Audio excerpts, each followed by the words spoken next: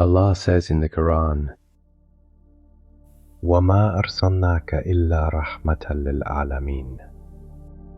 And we did not send you except as a mercy to all the worlds. O Allah, you granted him this station. You chose him for this honor. You raised him to the station of Raḥmatul lil-ālamīn. This mercy was not limited to his lifetime. It did not end with his final breath. It did not fade after his passing.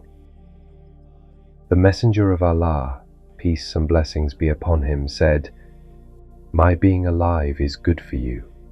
You perform deeds and matters are legislated for you. And my passing away is good for you. Your deeds will be presented to me. Whatever good I see, I will praise Allah for it. And whatever bad I see, I will ask Allah to forgive you." Reported by Imām al-Bazzār. Even after his passing, he remains concerned for his Ummah. He does not expose faults. He does not withdraw mercy. He does not turn away. This is not divinity. This is not independence. This is mercy by the permission of Allah alone.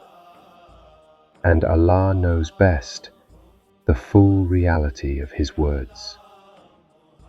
O Allah, send your peace and blessings upon Muhammad, peace and blessings be upon him,